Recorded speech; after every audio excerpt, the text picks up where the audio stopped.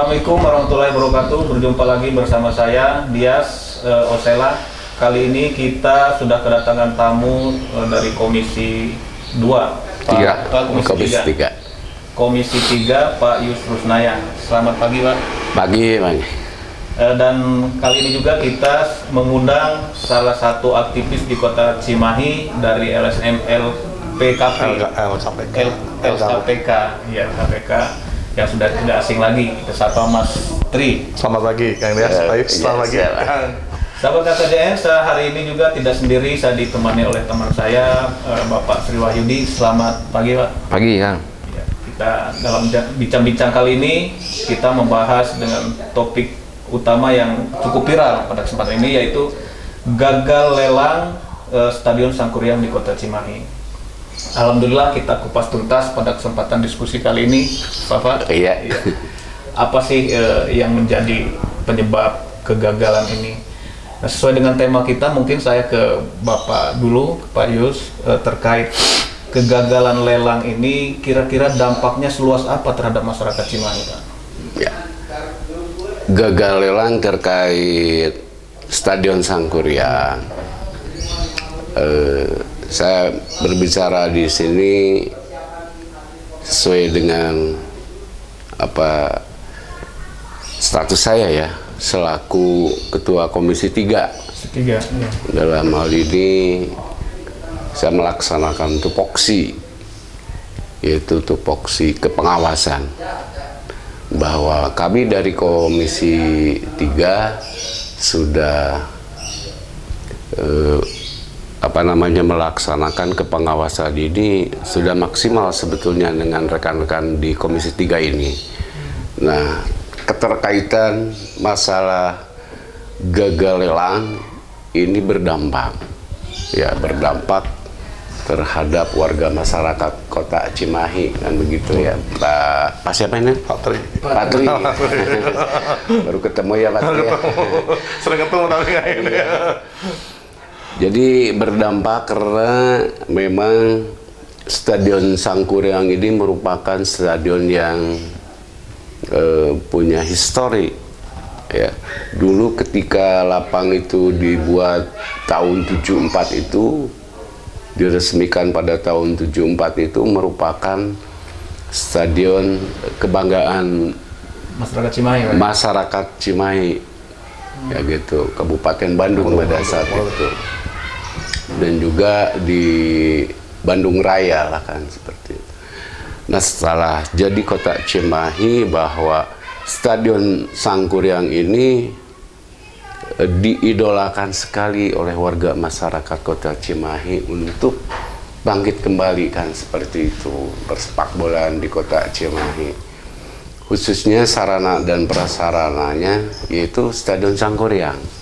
Ini sangat dinanti-nanti sebab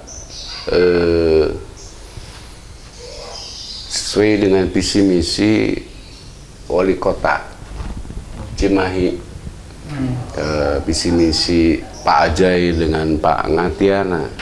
Jadi ini merupakan satu ikon sebenarnya. Sebetulnya ikon. Ya. Nah, dengan kegagalan ini warga masyarakat Kota Cimahi pasti kecewa. Ya, kecewa. Nah, kekecewaan ini tentunya harus ada solusi yang terbaik. Ya, harus ada solusi yang terbaik. Kami melaksanakan kepengawasan ini sudah maksimal lah sekali. Begitu. Ya, artinya gini Pak, sebenarnya ini kan sudah jauh-jauh hari di perencanaannya gitu, direncanakan, bahkan berdasarkan informasi yang kami dapat bahwa anggaran itu sendiri sudah diturunkan. Betul. Nah, artinya kenapa ini bisa gagal gitu Pak? Bisa gagal. Pengetahuan Bapak berdasarkan hasil pengawasan Bapak selaku anggota Dewan, mungkin Bapak mengetahui kegagalannya di mana. Ya. Bahkan kami kutip dari salah satu media online, PLT Wali Kota sudah mengintrusikan kepada jajaran dinas-dinas yang terkait untuk segera melakukan pelaksanaan tersebut. Ya. Nah, menurut Bapak sendiri, seperti apa itu Pak bisa gagal seperti ini? Sebetulnya betul bahwa Pak PLT Wali Kota Cimahi Pangantianan dalam hal ini sudah dari awal tahun itu sudah menginstruksikan ke dinas terkait agar Stadion Sangkuriang ini bisa terlaksana pada tahun 2021. Ya. Dari tahap ke tahap, dari tahap perencanaan, lalu dibuat timeline-nya sama Kepala Dinas Disbudpar Fora. Kami merasa lega sih melihat kalau timeline-nya kan begitu. Awalnya lega. Lega. Lihat schedule-nya udah sesuai dengan ini. Merasa lega. Tapi setelah lewat dari timeline itu ada apa namanya kemirisan juga. Iya. Ada pesimistis kan gitu dari kami dari Komisi 3. Lalu juga kami mengadakan sidak pada bulan Oktober. Ya.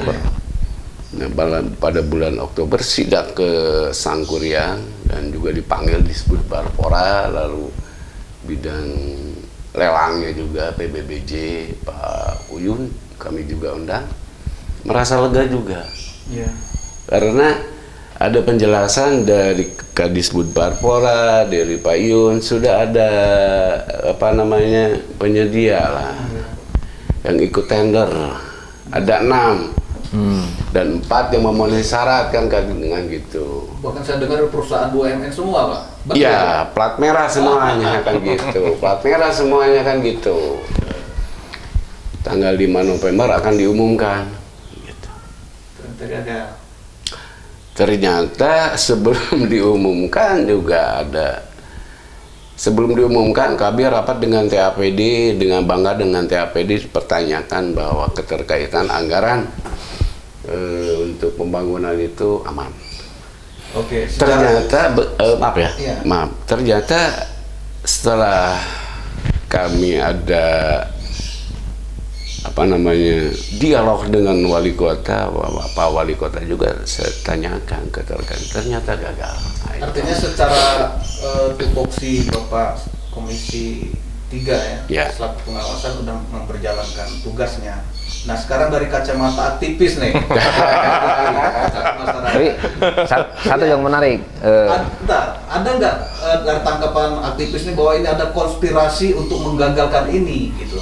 Nah kalau dari prosedurnya ya, kita kan harus melihat dulu gagalnya lain faktornya karena apa gitu ya. Kita harus melihat ke situ dulu kan, di situ ada beberapa faktor kenapa nih gagal lelang. Nah kemarin saya sempat baca di media terkait dengan Pak Uyun itu dari pihak lelangnya bahwa mengatakan bahwa semua yang ikut penyedia ini ternyata tidak memenuhi verifikasi. Nah itu harus dijelaskan secara lebih detail Pak ya. Iya. Lebih detail kenapa ini tidak memenuhi verifikasi, apakah mungkin persyaratan yang diajukan itu lebih ketat atau apa, kan otomatis kan itu harus gamblang gitu ya, jangan sampai bahasanya jadi bias. Itu dari faktor penyebab gagalnya lelang.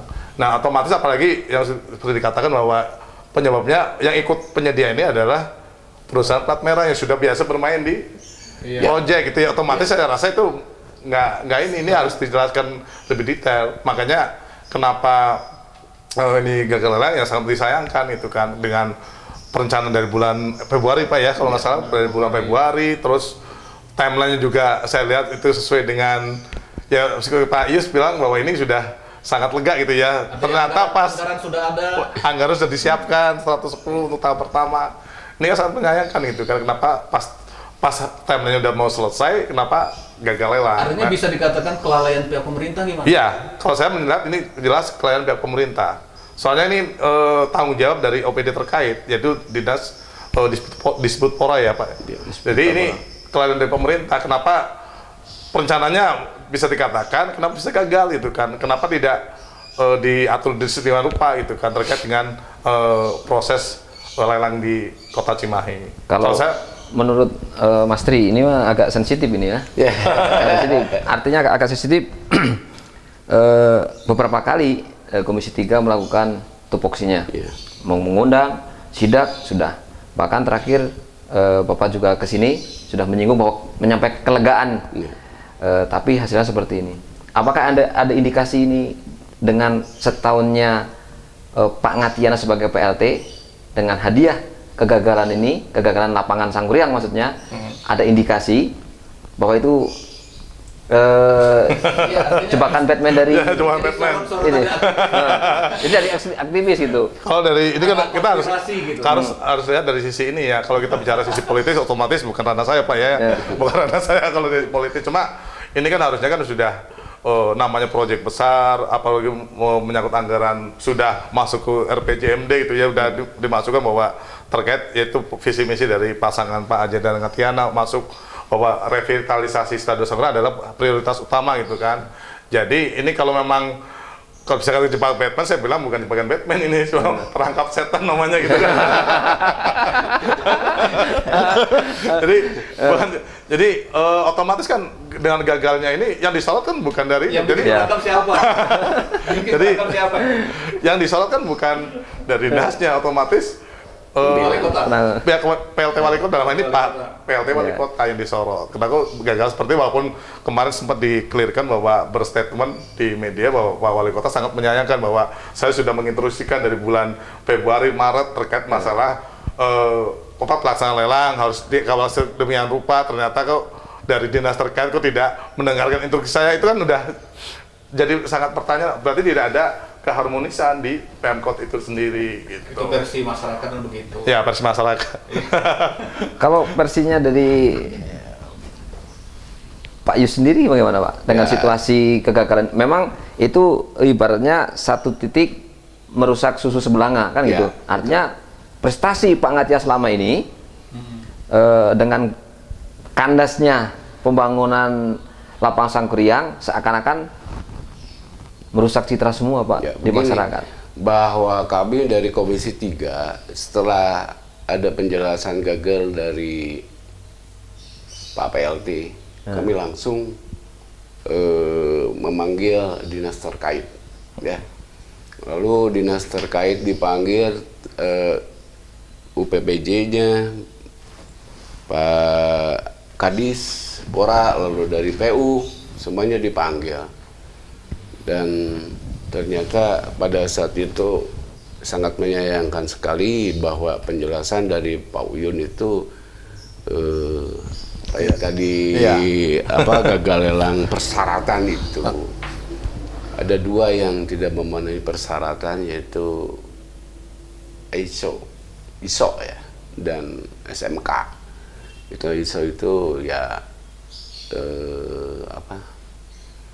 International Certificate, ya itu padahal itu kan plat merah, kan gitu. Lalu SMK keterkaitan keselamatan kerja. Ya otomatis itu jadi dasar untuk masuk syarat lelang itu ada itu di SKB SPL kan sudah muncul itu untuk ininya. Dua syarat itu ada di plat merah, ini sangat dipertanyakan, kan gitu. Sangat dipertanyakan apa benar apa enggak ini, kan begitu. Maka udah melaksanakan itu, kami sengaja audiensi dengan Pak PLT, mumpung masih ada waktu, kan gitu. Ternyata sama aja penjelasan dari Pak Uyun, Pak Disbud Parpora. Kalau Disbud Parpora itu sudah menjelaskan timeline-nya seperti itu di hadapan Pak Wali Kota itu, Pak PLT, ya kan gitu. Tapi pada saat itu kami selaku ketua komisi bersama anggota komisi 3 mempertanyakan hal itu. Kenapa? Kan gitu. Kenapa plat merah bisa tidak ada itu ya? Kan gitu. Ada apa ini? Kan gitu. Oleh Komisi 3 dipertanyakan. Lalu dijawab pula oleh Pak Sekda, ini karena waktu, karena apa. Ya oke lah. Pada saat itu tetap ya kami ada tanda petik itu. Apa? Gitu. Nah, ini mohon maaf Pak Yus, terkait dengan penjelasan yang saya pikirkan kurang transparan ya terkait dengan jawaban dari pihak OPD ya, dinas terkait, pihak eksekutif terutama hal ini. Nah ini menjadi kan belum disampaikan ke masyarakat. Betul. Ya, ini kan masyarakat menunggu ada apa sih kenapa sampai ke proses gagal lelang yang sering saya tangkap, yang sering saya lihat bahwa dari pihak legislatif yang sering muncul gitu ya, sedangkan dari pihak dinas yang bersangkutan juga tidak ada penjelasan secara detail gitu kan. Harusnya kan ini ya menjadi perhatian, mungkin dalam waktu dekat mungkin Pak Yus bisa mengundang dari pihak dinas terkait untuk melakukan dengar pendapat Pak, mungkin Pak ya, terkait untuk minta masyarakat menunggu Pak, sebenarnya Pak, masyarakat menunggu jawaban resmi dari pihak pemerintah terkait dengan proses gagalnya lelang ini gitu kan. Jangan sampai nanti tadi tanda kutip ini ada apanya kan macam-macam kan. Kalau hanya persyaratan administratif kan bisa mungkin bisa dilengkapi kemudian, cuma masalahnya kan mungkin ada apakah ini ada titipan atau apa ya, itu yang pengondesan itu Pak biasanya Pak ya itu. Apalagi kalau plat merah ini kan otomatis ISO SMP itu udah pasti ya, yang saya lihat pasti ada, udah punya mereka gitu kan secara ininya gitu, secara ini kan lebih cenderung ke persyaratan administratif gitu kan. Gini Pak Yus, kalau kita melihat kembali sedikit ke belakang bahwa selama ini ada di Disbud Parpora semangat bahwa sampai terakhir sidak juga bahwa dengan keyakinan yang sangat luar biasa. Nah artinya melihat sikap seperti itu dengan hasil seperti ini itu menurut kacamata dari Komisi 3 bagaimana kinerja Disbud Parpora itu Pak? Ya bagi kami ya, khususnya saya pribadi ini sangat kecewa sekali ya. Kecewa lah. Tapi melihat dari SDM ya itu tidak apa namanya ya tidak bisa kerja aja ya tidak bisa kerja aja, khususnya ya yang PBJ itu Pak Uyun sebagai pejabat lelang, kenapa seperti itu? Artinya kegiatan Komisi 3 juga selama ini hanya dikasih PHP saja, Pak ya? Ya, artinya juga hanya sekedar supaya tenang saja gitu Komisi 3. Betul. Dengan adanya, wah saya tanggal 5 siap dan sebagainya kan gitu. Betul. Tapi dengan hasil dampak ini kan meluas kemana-mana Pak ya, dampak secara politis, dampak secara ekonomi, sosial, itu kan berdampak kemana-mana. Terlebih lagi kan anggaran ini kan dari Jawa Barat. Dari PEN Jawa Barat. Artinya setelah ini gagal, jauh kemungkinan untuk 2022 kita dapat lagi kan gitu. PEN itu udah habis, sudah habis. Artinya otomatis. Artinya ya ini suatu kegagalan total untuk pemerintah Cimahi dalam melakukan hal ini menurut saya. Jadi bukan hanya dinasnya saja, tapi tidak ada istilahnya prajurit yang salah kan gitu. Betul. Tidak ada prajurit yang salah. Mulai dari sekdanya, PLT wali kotanya juga menurut saya, gitu kan. Artinya perlu dievaluasi, gitu. Perlu dievaluasi total sama Dewan nanti. Gitu. Nah, kembali kepada permasalahan ini, makanya tadi saya tanya, adakah konspirasi gitu? Konspirasi menurut Bapak sebagai seorang politisi, adakah konspirasi sehingga ini terjadi kegagalan dan tidak nutup masyarakat sudah tahu bahwa perpecahan di Pemkot itu, dan biar publik pun tahu bahwa gesekan antara Sekda dengan PLT wali kota itu kencang, Pak. Kencang sekali. Apakah masuk ranah itu gitu, Pak? Jangan saya berjawab. Kalau di sini bukan media PLT, bukan media Sekda. Bukan media Sekda. Jangan sampai justru kita dibungkus dengan. Jangan nanti kita bebas berbicara, kita terkungkung karena kita keren leta. Enggak, saya mau bebas. Itu cadel saya ngomong gitu. Begini, kalau dari sisi politisi ya, saya kan berbicara di sini adalah tupoksi dari legislatif kan gitu. Betul. Kalau dari sisi politisi itu kan Bapak bisa mendukung, Pak. Bisa jadi multitafsir. Betul. Bisa multitafsir kan begitu. Bisa jadi multitafsir, ini tafsir A, tafsir B, tafsir C dan lain sebagainya ini mungkin akan berbeda tafsir. Maka dalam hal ini saya dalam hal ini belum bisa menafsirkan seperti apa. Sejauh itu Pak ya. Sejauh itu ya. Aja kenapa ini gagal lelang gitu aja. Iya. Ya, teknis saja. secara teknis saja kan. Tapi berbeda dengan dari pandangan masyarakat atau LSM. Mungkin Kalau itu kalau itu bebas, kenapa ya? Ya itu kalau dari sisi kita ya dari kita dari unsur masyarakat. Kalau memang ini memang yang seperti disampaikan Pak Kang Dias bahwa ini ada semacam mungkin gesekan segala macamnya. Ini sangat disayangkan gitu kan. Dampaknya kan luar biasa. Dampaknya kan ke masyarakat semua. Betul, gitu itu kan. dampak masyarakat yang dirugikan. Masyarakat yang dirugikan dengan serapan mungkin tahun sekarang serapan anggaran mungkin nggak terlalu besar Pak ya. Jadi ini, aduh kalau mengomentari terkait masalah ada gesekan segala macam ya Pak, kita nggak bisa secara ini. Betul apa yang dikatakan Pak Yus bahwa jadi multitafsir nanti. Ini ya multitafsir, cuman kita dari masyarakat menghendaki loh hal seperti jangan sampai merugikan masyarakat Kota Cimahi gitu kan, apalagi dengan sudah masuk prioritas utama untuk revitalisasi Stadion Sangkuriang, anggaran sudah ada, kenapa tidak dimaksimalkan gitu kan ya? Artinya gini Pak, kita kan sebentar lagi masuk tahun politik. Manakala ada pejabat yang merugikan masyarakat, nggak usah pilih lagi. Kalau mereka menyalurkan nggak usah pilih lagi. Iya. Begini, waktu kemarin kan memang dari komisi mempertanyakan akan hal itu, yang menjadi tanda kutip itu. Tapi dari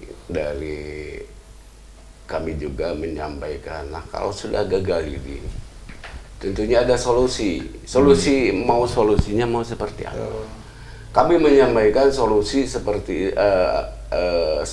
mau seperti apa? Kan begitu. Kalau solusi dari kami mah dari dewannya harus gol kan gitu. Iya. Kan gitu.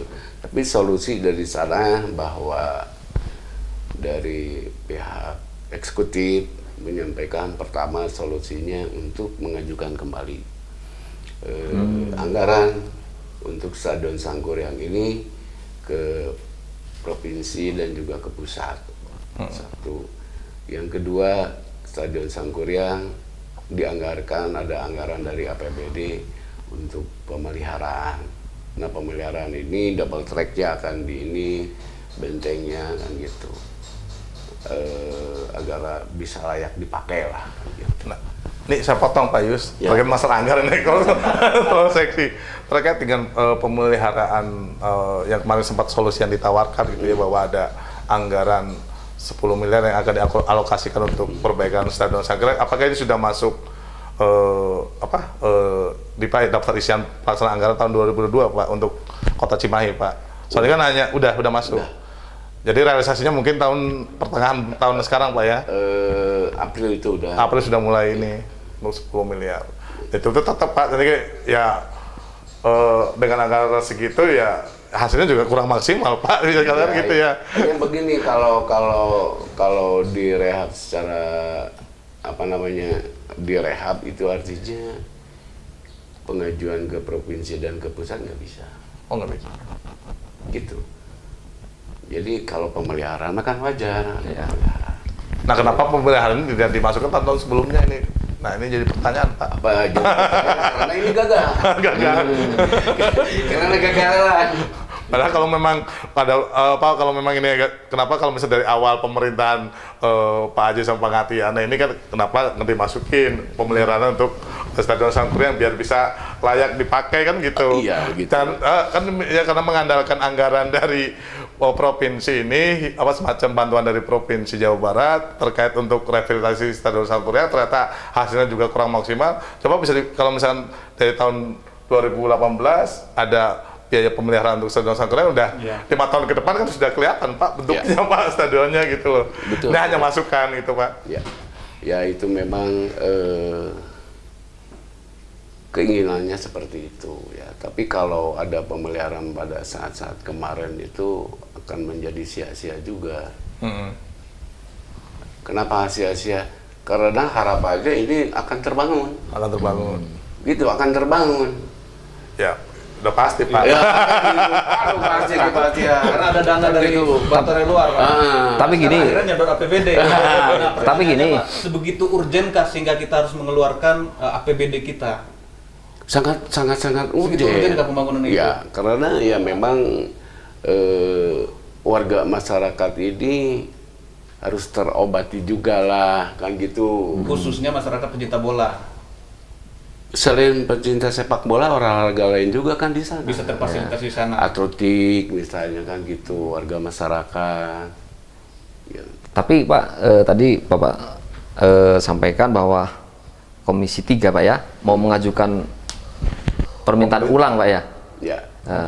Artinya, kalau foto dikasih, kalau pengelolaannya seperti ini lagi, Ya gagal lagi kan? Ya. Artinya kan berarti manajemen di sini dulu kan juga harus diperbaiki Pak. Betul. Untuk meyakinkan bahwa ini mampu. Ya. Ya leading sektornya lah atau dinas terkait itu kan harus mampu dulu meyakinkan, bukan hanya yang meyakin pada saat ketika Komisi 3 sidak, tapi yakin bahwa ini mampu. Nah, menjadi pertanyaan kedua kan kemarin dari PLT juga menyampaikan bahwa Februari akan dimulai Pak ya. Itu penganggarannya bagaimana Pak? Penganggaran dari untuk pembangunan 2022 Februari itu apakah sudah menjadi rancangan di 2021 Pak? Ya. Untuk pembangunan Sangkuriang? Yang pemeliharaan itu, yang mana maksudnya? Yang untuk dibangun, kan dibangun 2022 Februari. Nah itu anggaran dari mana itu Pak? APBD yang 10M itu untuk pemeliharaan. Oh, sekedar nomenklaturnya pemeliharaan. Oh, bukan rehab. bukan rehab total. Oh, cuma Judulnya pemeliharaan.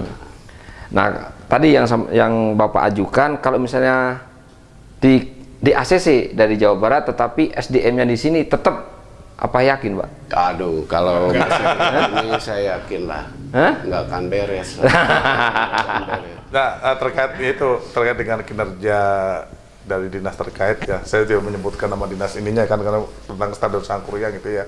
Jadi sebut aja Mas.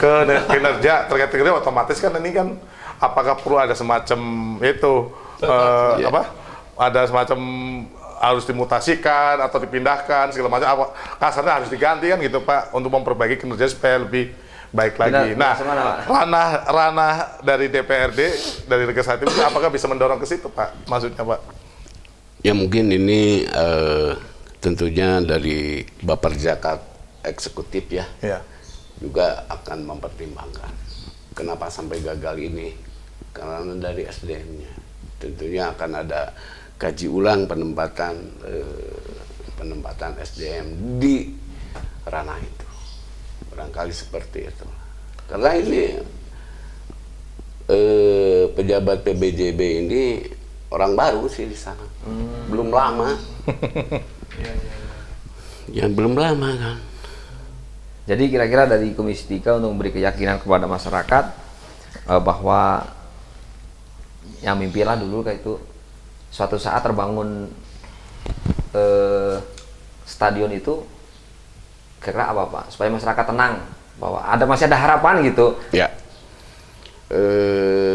ya harus ada suatu semangat kerja lah, semangat kerja, lalu semangat kebersamaan, semangat gotong royong untuk kita bangun bersama-sama lah kan gitu. Ini Stadion Sangkuriang ini, jangan sampai ayah masuk angin. Nah itu masuk angin menarik ini Kang Dia. Balik kembali dulu ini. Aduh. Ya artinya memang ini berdampaknya kemana-mana. Kemana-mana betul. Kemana-mana. Kita berpikir optimis saja. Ya. Mudah-mudahan ke depan kan bisa terlaksana pembangunan ini ya. Ya mudah-mudahan. Ya ini kalau bisa dari sesuai harapan. balik lagi kan ini kan dengan PSKC masih bertahan di Liga 2 kan ini jadi tantangan sebenarnya ya, dengan target katanya tahun 2020 Sangkuriang bisa selesai, otomatis ini kasihan Pak ini dari PSKC ini Pak nggak punya home base ke ininya gitu kan. Sayang gitu kan, padahal kalau Sangkuran ada gitu kan, ada tim sepak bolanya sudah ada, otomatis kan Cimahi dikenal Pak. Apalagi kalau misalnya ada nanti pertandingan Liga 2 disiarkan di TV kan, Cimahi dengan Stadion Sangkuran kan jadi branding tersendiri, jadi ikon kota Cimahi. Nah ini sangat disayangkan gitu kan. Kita tim sudah ada, stadionnya seperti itu kan sayang gitu Pak. Jadi Terkait untuk pertandingan itu udah memenuhi standar, Pak? Ya sangat jauh. ya, beginilah, kalau untuk standar memang masuk standar A itu nggak bisa, Nggak bisa, gitu. Standar B juga nggak bisa. Ini untuk lokal aja. Lokal itu, hanya untuk lokal. Hanya untuk lokal. Tipe C paling-paling kan tipe C itu antara 5.000 sampai 10.000 kapasitas nonton. Nah, kan itu. Hanya tipe C barangkali seperti itu. Dan tadi bukan hanya PSKC Pak. Ini gambarannya. Pembinaan juga jadi terhambat juga. Iya. Ya. Hebat tuh PSKC. Cimahi ini potensi untuk sepak bola walaupun tidak punya stadion ya, dengan PSKC yang dipimpin oleh Pak Edi Mulyo ini sungguh luar biasa kan gitu. Hanya tinggal bagaimana kan gitu politik will-nya dari pihak eksekutif ini seperti apa. Mau nggak nih? Ya. Serius itu. Serius ini kan gitu. Padahal bibit-bibit sepak bola di kota Cimahi ini sangat besar sekali. Bibitnya aja sekarang dari 40 PS yang usia 13, 15, 17 itu ada sampai 5.000. 5.000 ini 5.000 orang ini. 5.000. Belum putrinya. Nah, sepak bola di Cimahi ini sangat mahal. tuh. Sangat mahal karena apa? Satu kali latihan itu menyewa lapangan. Siapa yang membayar? Ini ikut. Ya, SSB. masyarakat sendiri. Masyarakat gitu. sendiri yang bayar. Dibantu nggak? Enggak. Ini dari sisi olahraga Pak ya. Dari sisi olahraga kan gitu. Kami pun kebetulan saya selaku ketua PSSI Kota Cimahi. Askot Kota Cimahi merasa kewalahan untuk pembinaan sepak bola di Kota Cimahi. Artinya terlepas dari itu semua, memang ini sangat urgent. Sangat urgent. Dipentingkan lah, terutama masalah bahwa itu menjadi bisa mendongkrak nama Kota Cimahi, Ya. gitu kan, bisa meningkatkan secara ekonomi. Betul. Gitu kan. Tapi ya seperti ini mau bicara kepada siapa lagi Ya. gitu. Padahal Nanti komisi mengevaluasi kinerja mungkin Pak. ya, padahal secara cantolan payung hukum bahwa ada Impres nomor 3 tahun 2019 langsung Presiden itu menginstruksikan ke 15 kementerian, ke gubernur dan ke kepala daerah tingkat 2 Kabupaten kota. ya, kabupaten dan kota, itu artinya ke wali kota kan begitu, untuk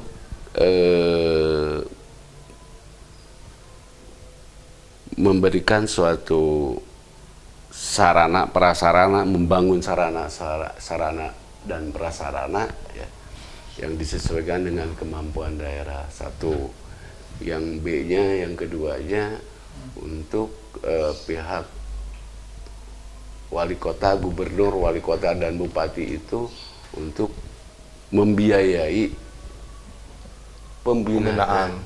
Yang gitu, pembinaan sepak bola ini dari usia 13 sampai dan lain sebagainya. Itu mana? Payung hukumnya sudah ada Pak ya. Sudah ada. Ya. Saya tinggal etikat baik dari pemerintah Kota Cimahi, apakah memang serius benar-benar mau mengimplementasikan dari payung hukum tersebut? Poin A-nya aja, membangun stadion. Stadion, betul. Tapi pembicaraan sudah panjang lebar Pak ya. Nah, kira-kira seberapa persen keyakinan bahwa Kota Cimahi akan mempunyai stadion sendiri Pak, menurut kacamata dari Komisi 3 Pak? Supaya masyarakat juga yakin dan tenang gitu. Memiliki stadion yang representatif ya 0 kembali. 0 kembali ya. Karena gagal lelang nol. Balik lagi. Dan akhirnya Balik dampaknya lagi ke nol. Proses awal lagi, Oh, berarti. proses awal lagi. Jadi Padahal ibaratnya gini Pak, ibaratnya bola tinggal tendang tinggal ngegolin gitu Pak ya. Tapi nggak ditendang bolanya malah diplesetin gitu Pak. Ibarat bola seperti itu. mungkin ya suka. Nih mohon maaf kan dia ada satu Boleh. pertanyaan ke Pak Yus. Nah kira-kira ini ini kan masyarakat butuh jawaban Pak ya terkait dengan gagalnya lelang Stadion Sangkuriang. Kira-kira untuk dengar pendapat dengan dinas terkait atau dengan pihak pemerintah itu kira-kira kapan dilaksanakan Pak? Maksudnya Pak? Pertama ya untuk Jadi pengajuan kembali itu tahun depan juga akan Tahun diajukan kembali yang diajukan ke pusat dan juga ke Kemenpora. Lalu untuk pemeliharaan yang sebesar 10 miliar itu bulan Maret, Februari, April itu sudah dilaksanakan dan Juni itu bisa dipakai. Bisa dipakai. Iya, gitu. Oke. Gitu. baik kan Dah. masih Mungkin dari Close. Pak Yus ada tambahan Ada yang mau disampaikan? bagi closing yang disampaikan. Ya, sekali lagi saya mohon maaf nih ke warga masyarakat Kota Cimahi bahwa kami dari Komisi 3 sudah maksimal sekali melaksanakan pengawasan ini, tetapi apa daya lah bahwa kami melaksanakan tupoksi ini begitu adanya, bahwa pihak eksekutif ternyata gagal untuk melaksanakan lelang keterkaitan pembangunan Stadion Sangkuriang itu, dan mohon doanya untuk kedepannya kami juga akan mengawal untuk pengajuan ke pusat maupun ke provinsi dan juga akan mengawal keterkaitan pemeliharaan ini. Itu barangkali mudah-mudahan pemeliharaan ini bisa terwujud pula. Gitu. Sekali lagi mohon maaf ke warga masyarakat Kota Cimahi, juga ke media nih Pak Yudi, Mbak Dias, dan juga ke LSM nih, diwakili oleh KPK ya. Terima kasih atas undangannya. Sebenarnya perbincangan kita masih menarik, tapi Iya. durasi yang membatasi kita. Iya. Kalau nanti kita bisa turun lagi, Kang ya. Ya. Baiklah, sahabat KKJN, setelah kita berbincang-bincang, insya Allah ke depan kita akan berbincang-bincang lagi. Tetap kita tanamkan rasa optimis bahwa sarana olahraga di Kota Cimahi akan cepat terwujud. Dari kami, Assalamualaikum warahmatullahi wabarakatuh. Waalaikumsalam warahmatullahi wabarakatuh. Makasih. Aduh. Atur nuhun. Atur. Makasih.